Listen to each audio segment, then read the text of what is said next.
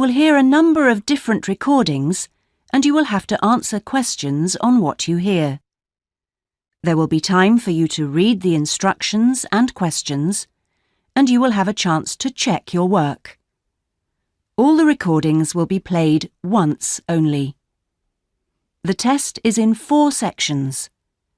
At the end of the test, you will be given 10 minutes to transfer your answers to an answer sheet. Now turn to Section 1.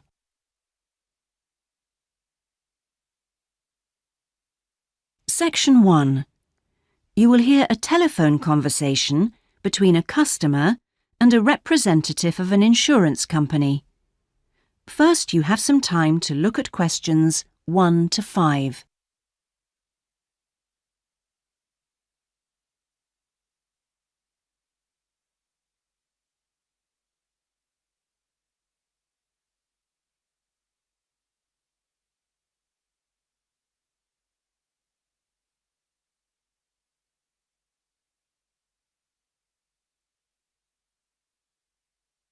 You will see that there is an example that has been done for you.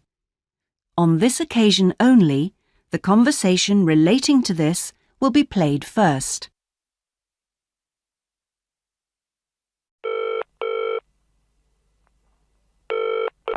Hello? Motor Insurance Department? Oh, hello. I'd like to ask about insurance for my car. Yes, of course. I'll just take a few details. What's your name? Patrick Jones.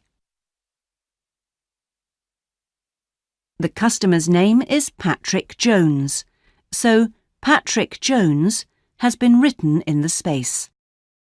Now we shall begin. You should answer the questions as you listen, because you will not hear the recording a second time. Listen carefully and answer questions 1 to 5.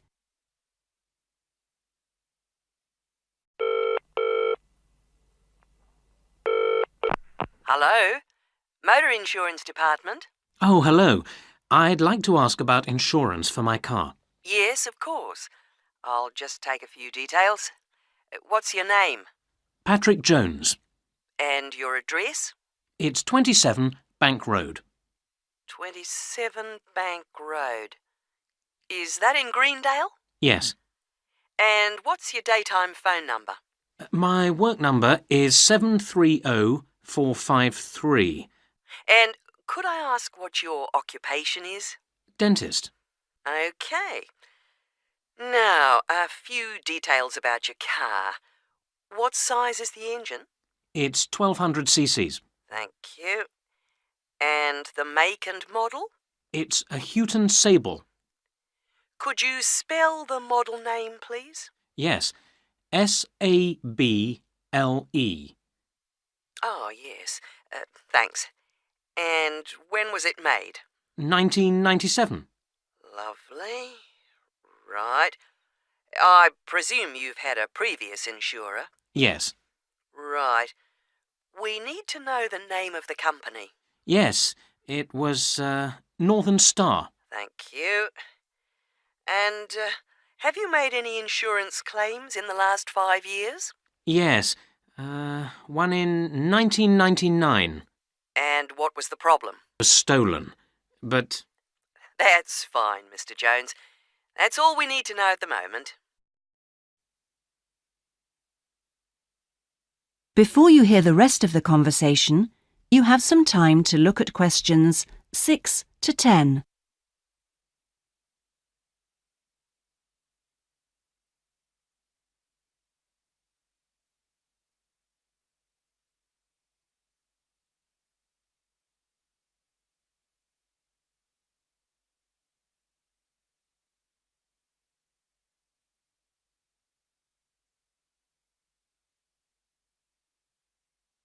Now listen and answer questions 6 to 10.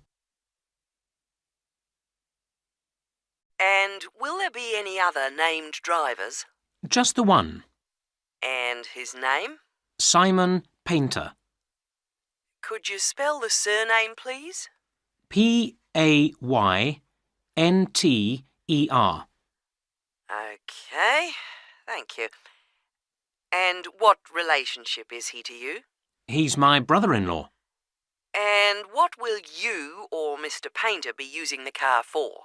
Well, mainly for social use. Social use. Will you be using it to travel to work? Yes, sometimes. Travel to work. Anything else? No, that's it.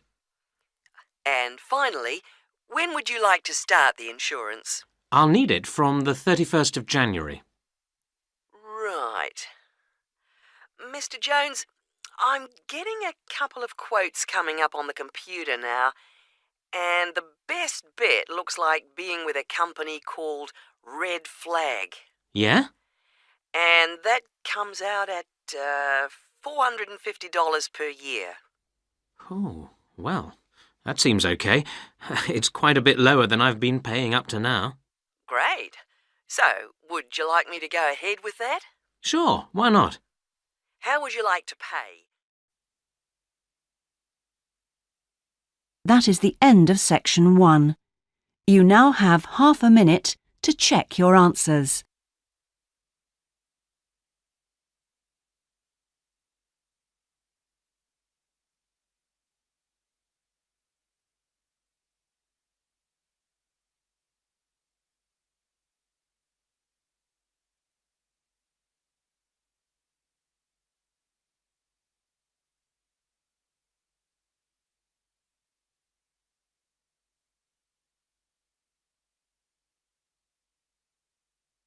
Now turn to section 2.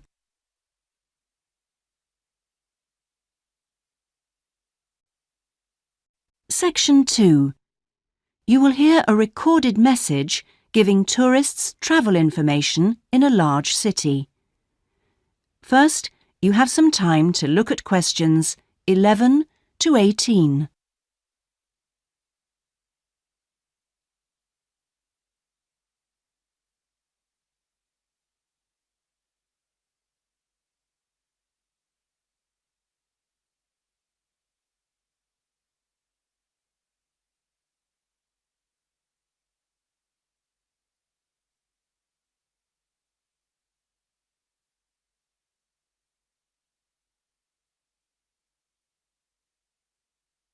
Now listen carefully. Answer questions 11 to 18.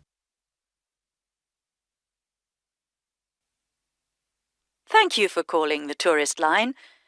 There are many different ways of getting round the city, and we'd like to suggest some you may not have thought of. How about a city trip by boat?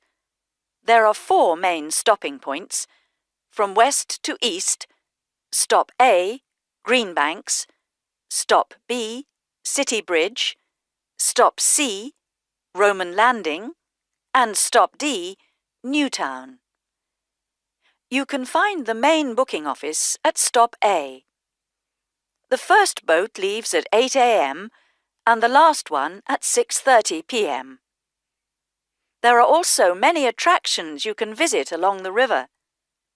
At Stop A, if you have time, you can visit the fine 16th century palace here, built for the king, with its beautiful formal gardens. It's very near the booking office. Now you can enjoy every corner of this superb residence. Stop B.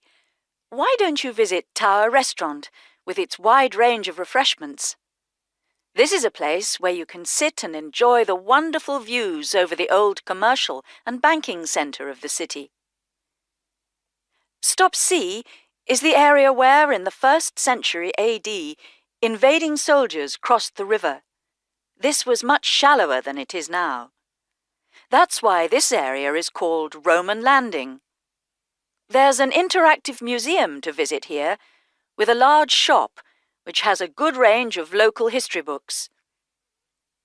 At the furthest point of the trip, Stop D, the most exciting place to visit is the new entertainment complex with 7-screen cinema, bowling alley, and video games arcade. Before you hear the rest of the message, you have some time to look at questions 19 and 20.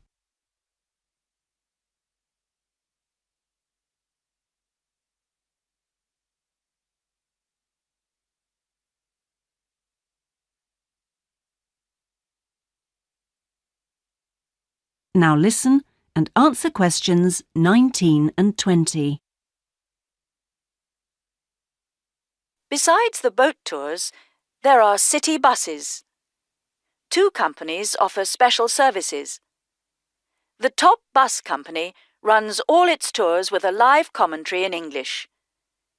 Tours leave from 8:30 a.m. every 20 minutes. There are departures from Central Station, Castle Hill, and Long Walk. This is a hop-on, hop-off service, and tickets are valid for 24 hours. For further details, call Top Bus on 0208 944 7810. The number 1 sightseeing tour is available with a commentary in 8 languages. Buses depart from Central Station every 5 to 6 minutes from about 9 a.m., with the last bus at around 7 p.m. There are also number 1 services with an English-speaking guide. That is the end of section 2. You now have half a minute to check your answers.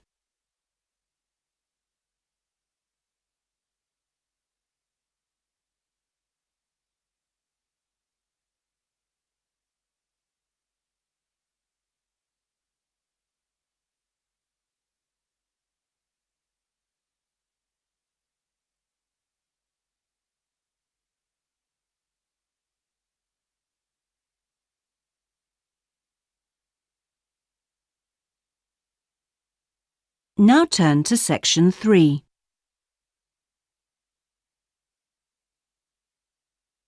Section 3. You will hear a seminar with Dr. Martin Merriweather of the Antarctic Centre in Christchurch, New Zealand. First, you have some time to look at questions 21 to 26.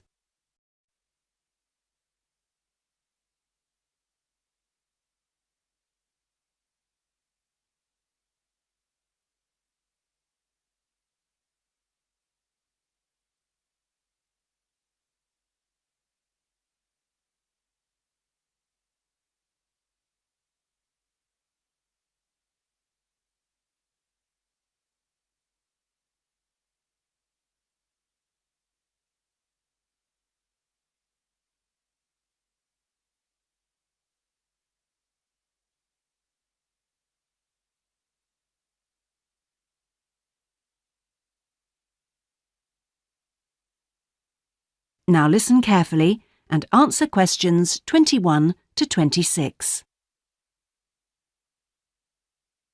We're pleased to welcome Dr. Martin Merriweather of the Antarctic Centre in Christchurch, New Zealand, who has come along to talk to us today about the role of the centre and the Antarctic Treaty. Now, my first question is about the choice of location for the centre. Why Christchurch? Was it because of the climate? Well, actually, New Zealand is the second closest country to Antarctica, and Christchurch is often used on Antarctic expeditions. Right, so it's because of where we are, coupled with our historical role. So tell us, what is the main purpose of the centre? Oh, well, we have 2 complementary roles. One is as a scientific base for expeditions and research, and the other is as an information centre. Tell us something about the role as a scientific base. Well, we're able to provide information about what scientists should take with them to the South Pole. For example, the centre contains a clothing warehouse where expeditions are supplied with suitable clothing for the extreme conditions. I suppose you need a bit more than your normal winter coat. Yes, exactly. And then there's also the specialist library and mapping services.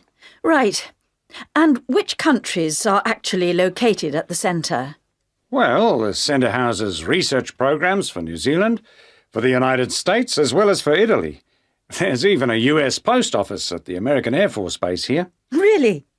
And what does the Visitors Centre offer? Well, since very few people will ever experience the Antarctic firsthand, the Visitors Centre aims to recreate the atmosphere of Antarctica.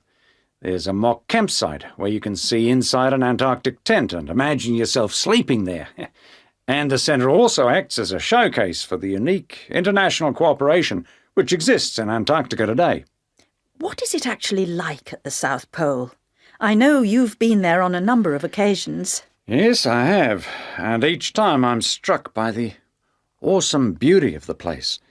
It's magnificent, but you can really only visit it in the summer months. October to March. Yes, because it's completely dark for 4 months of the year. And, in addition, it has to be the coldest place on Earth. Colder than the North Pole? Why's that? Well, unlike the North Pole, which is actually a frozen sea, Antarctica is a landmass shaped like a dome, with the result that the winds blow down the slopes at speeds of up to 150 kilometres an hour. And that's what makes it so cold. Oh. And one other interesting thing is that Antarctica is the driest continent on Earth, surprisingly, and so you have to drink large amounts of water when you're there. How old is Antarctica? Oh, we're pretty sure it was part of a larger landmass, but it broke away from the rest of the continent 170 million years ago. How can you be certain of this? Because fossils and rocks have been discovered in Antarctica, which are the same as those found in places such as Africa and Australia. Amazing. To think that it was once attached to Africa. Before you hear the rest of the interview, you have some time to look at questions 27 to 30.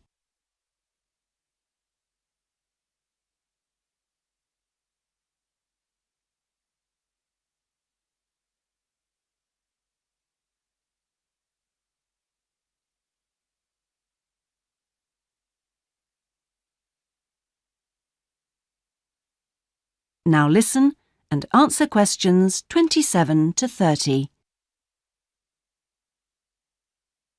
Now, let's just have a look at the Antarctic Treaty. How far back does the idea of an international treaty go? Well, as far back as the 19th century, when 11 nations organised an international event. When was that exactly? In 1870, and it was called the Polar Research Meeting. And then, not long after that, they organised something called the First International Polar Year. And that took place when exactly? Over 2 years, from 1882 to 1883.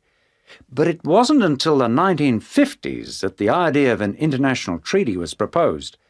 And in 1959, the treaty was actually signed. What do you see as the main achievements of the treaty? Well, firstly, it means that the continent is reserved for peaceful use. That's Article 1, isn't it? Yes. That's important, since the territory belongs to everyone. Yes, but not as important as Article 5, which prohibits any nuclear explosions or waste disposal. Which is marvellous. Well, I'm afraid we're going to have to stop there because I'm afraid we've run out of time. Thanks for coming along today and telling us all about the centre and its work. That is the end of section 3. You now have half a minute to check your answers.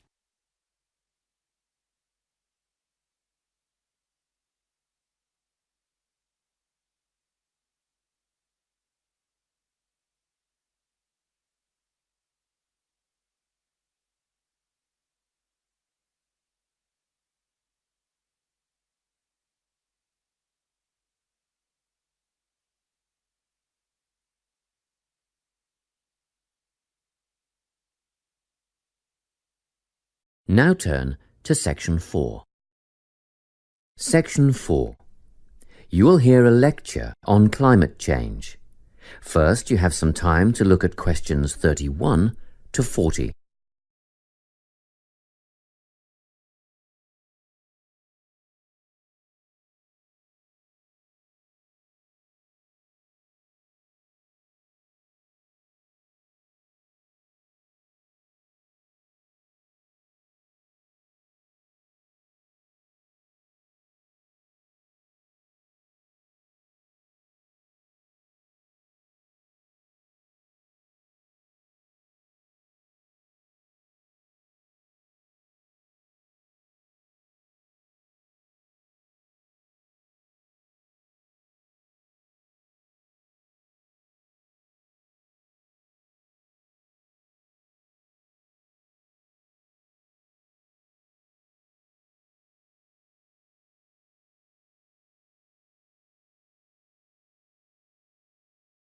Listen carefully and answer questions 31 to 40.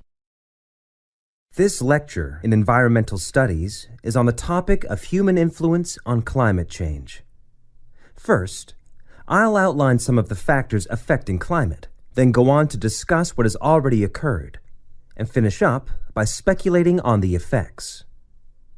Previously, we've covered how factors such as ocean currents and prevailing winds affect climate change naturally.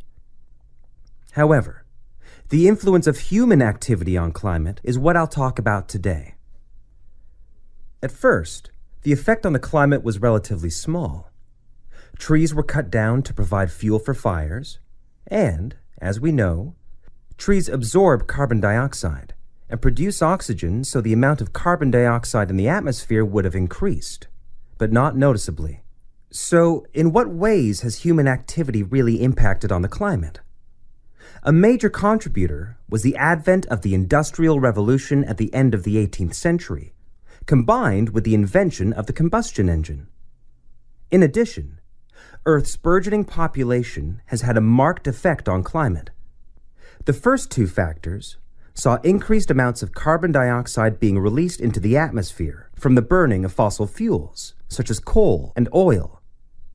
The final one, human expansion, has resulted in deforestation on such a scale that the extra carbon dioxide in the air cannot be soaked up and converted into oxygen by the remaining trees. Okay, so what has already happened? Well, global temperatures have risen by 0.6 degrees Celsius in the last 130 years. Levels of carbon dioxide, methane, and nitrous oxide gases have escalated. Carbon dioxide concentrations have climbed by 30%, and methane levels have increased by 145% since the beginning of the Industrial Revolution.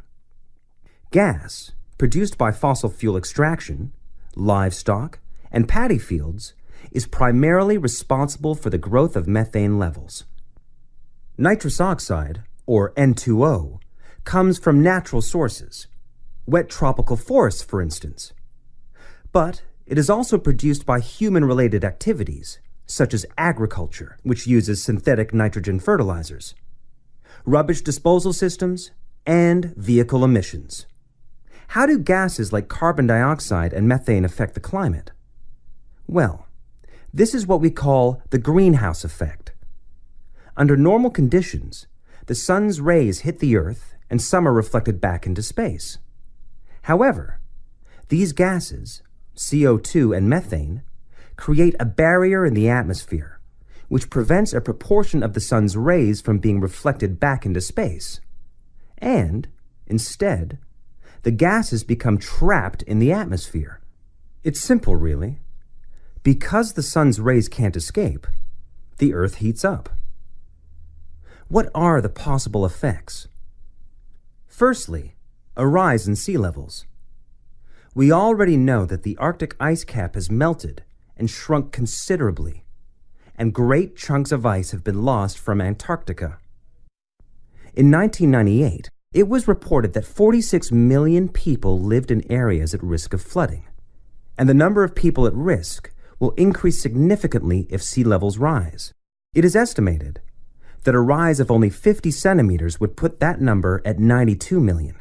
Further projections would see a rise of 1 meter put 118 million people in danger of losing their homes and livelihoods, not to mention the loss of prime, fertile farmland.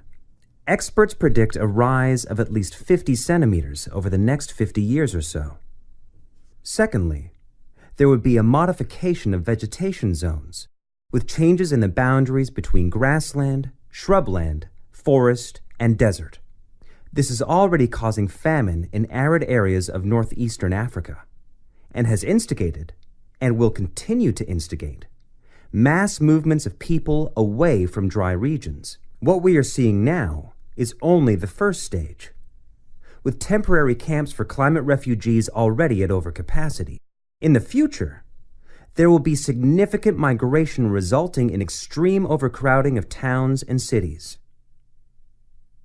Another potentially disastrous effect of climate change is an increase in the range and distribution of pests, which could bring about an increase in the prevalence of certain diseases.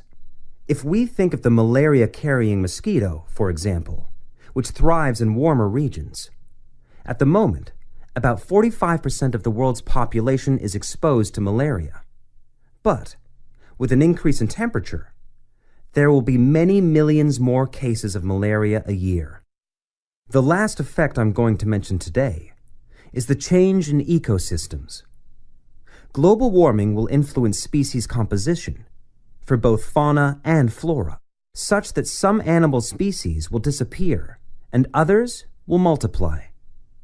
And it'll be the same for plants and trees. It is predicted that around 2/3 of the world's forests will undergo major changes of some kind. Scientists also expect deserts will become hotter, and, of course, desertification will continue at an increasingly worrying rate, and will become harder, if not impossible, to reverse. What could we do to stop the process? Well, that's the subject of next week's lecture. So I hope to see you all there. That is the end of section 4. You now have half a minute to check your answers.